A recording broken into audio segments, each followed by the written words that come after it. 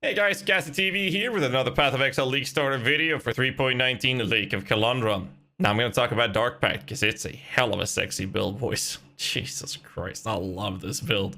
In the descriptions down below the video, you'll see a link to the actual written build guide, which houses this POB as well as the medium/high budget POBs, which is going to take me a couple minutes of explaining a couple of things with this.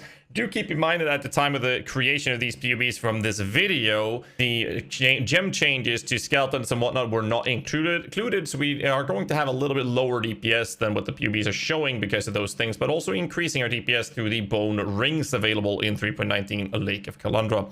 If you do enjoy this video and you watch it till the end, make sure you hit the like button and subscribe for more content. That really helps out the channel. I do appreciate any and all support to that, so thanks so much. I think we have like 35% of the people watching these videos that are actually subscribed, so I mean, let's move that percent up a little bit. I appreciate that a lot.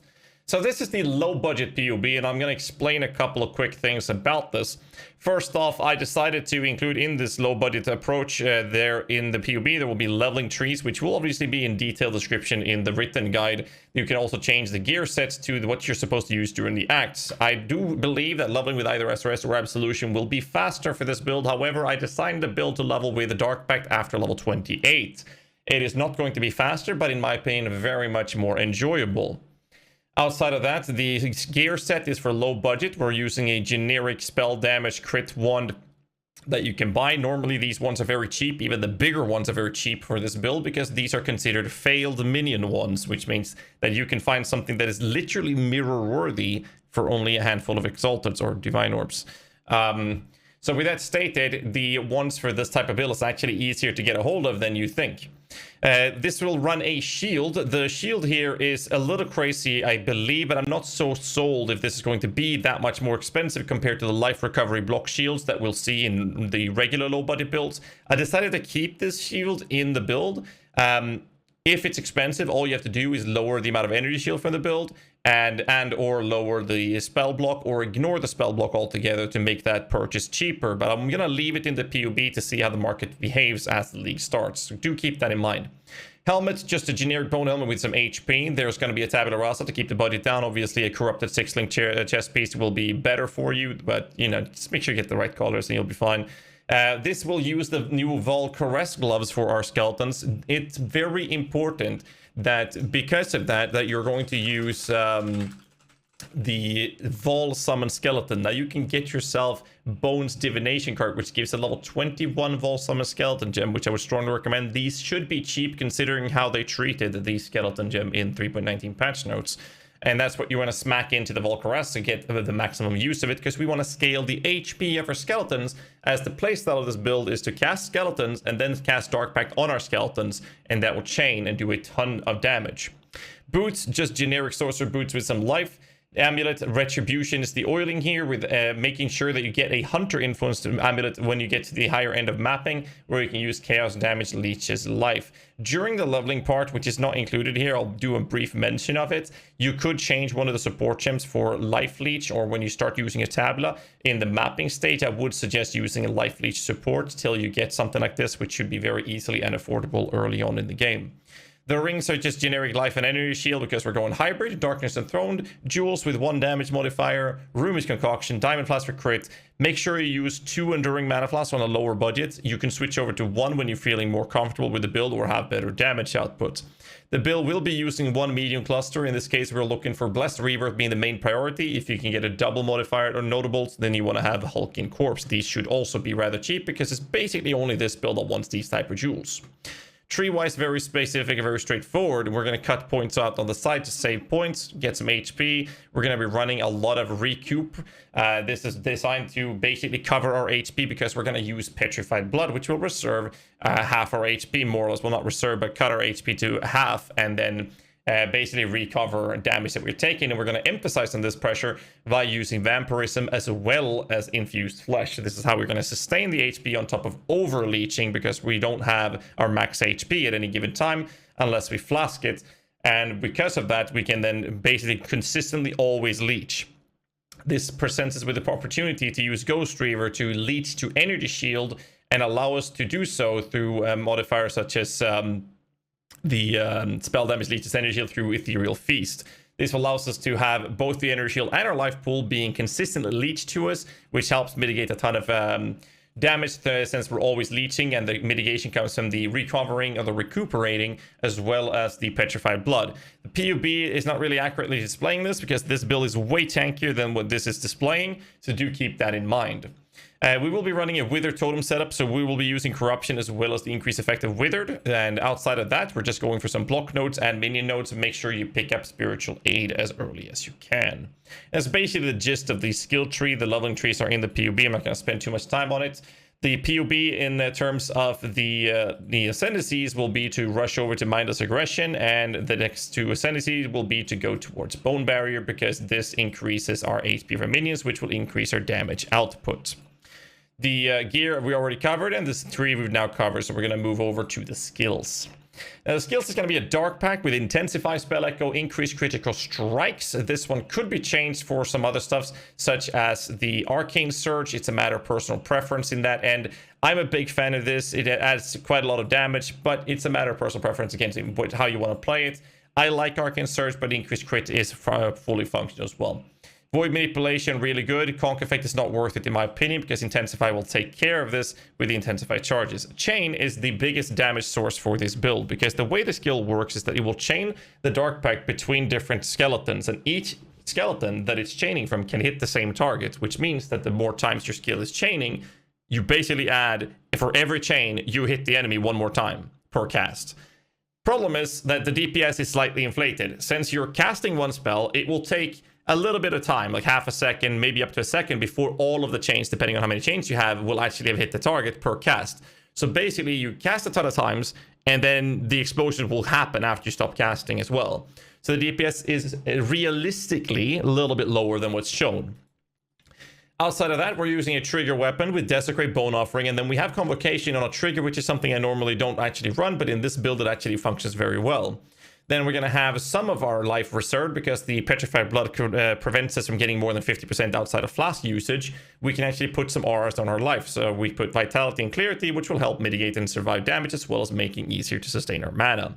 Skeletons inside the gloves, again, we're going to use Stone Golem for life regen, Feeding Frenzy and Minion Life for higher budget. The Stone Golem gets moved away from here, and we use Empower, and we're not going to use the gloves anymore. But for low budget, that's the play. Tooling setup for utility minions and peacocks. Since we want to use power charges and specters, we're going to be able to run a set of specters in here, as well as orb storms, power charge and crits to generate power charges as we're clearing, but most specifically versus bosses. Spectre wise and low budget is 3 specters. We'll be using 2 Carnage Chieftains and 1 Host Chieftain. The reason we're using power charges is to make sure that we get a big chunk of our power charges sorted and sustained versus single target, whereas the Carnage Chieftains will then generate, well, 1 Carnage Chieftain will 2 will generate 2 power frenzy charges each time they proc, so keeping up frenzy charges so that we can have these settings sorted. Outside of that, the next set is 2 Link Auras, which is a Discipline and Petrified Blood. There's a Wither Spell Totem setup, and 2 Unset Rings on the low budget, which is not the most ideal setup, but that's what we're going to run for an Assassin's Mark Curse and a Flame Dash Mobility. And that pretty much covers the entirety of this approach. In the configuration, there will be a note telling you to cap your elemental resistances. Also, make sure you get your stats. It's going to be a lot of pressure on dexterity and strength. Make sure you get that on things like your rings or your amulets, which is not in the PUB.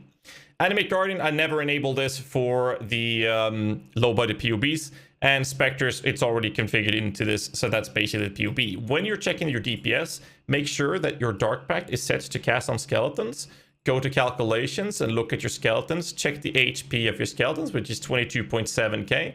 Go to Configuration and edit that in this Dark Pact Skeleton Life to make sure that you're displaying accurate DPS. This will be more important in the medium and high budget version, which I'm going to show you real brief right now. In here, we have the high budget version kicking on a mere 83.1 million Shaper DPS. Again, it will be higher thanks to the bone rings, and it will also be lower because of HP scaling, so we don't know how that will compensate with one another.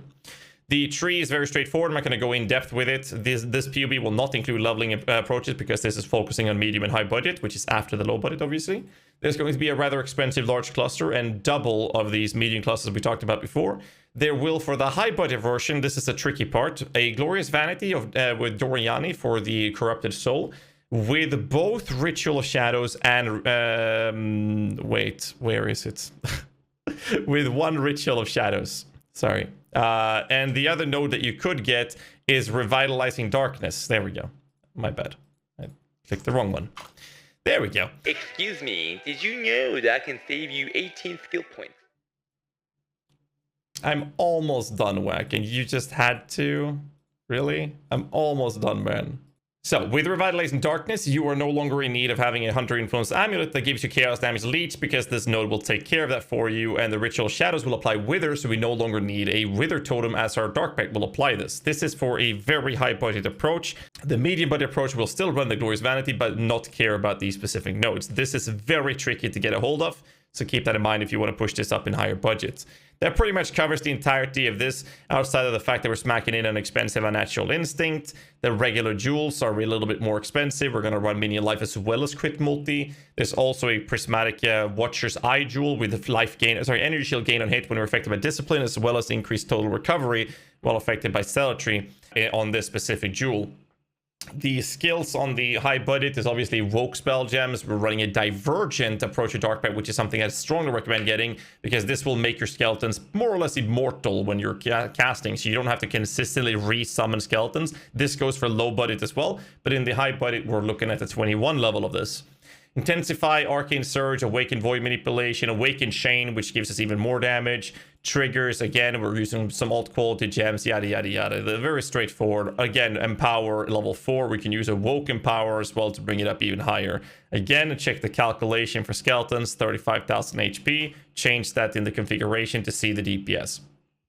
However, if you want to change to the medium budget version, you will have to change the tree to the medium budget. You'll also have to change the skills to the medium budget, and then also the tree item sets to the medium budget. If you look at the configuration, you'll see that you're again being told to cap your elemental resistances, fix your stats, and the chaos res is preferable. There's a note here that if you switch from high budget to medium budget, you have to turn off Onslaught, Tailwind, and Elusive, as well as adjusting the Skelly HP. So just for the sake of showing you guys the DPS here, we'll take off the Onslaught, we'll take off the Tailwind, and Elusive is already sorted because of the boots change, so I don't have to have that in there. So with that in mind, we now can verify that that's sorted. The HP is 35k, but if I look at Skeleton's config, it says 29.3k, so then I have to adjust this to 29.3k, and then now we can actually say that this is the DPS we'll be doing. Something that's rather interesting is that I have Animate Guardian enabled for this with the Crown of the Tyrant Kingmaker, but I still haven't enabled the entirety of this approach. So that's basically the way you'll see the DPS of this character. The tree is using the expensive clusters. Again, the Glorious Vanity is now very easy to get a hold of. And when it comes to skills, you just took away some of the Woke spells, some of the alt qualities on the medium budget version. Gear is much cheaper on the medium budget version. We're having a much more affordable approach to the game when it comes to the gearing. Again, I don't want to spend too much time going through the gear. Do check out the POB in the written guide, linked in the descriptions below. Just wanted to go through the details of it so you know how to navigate.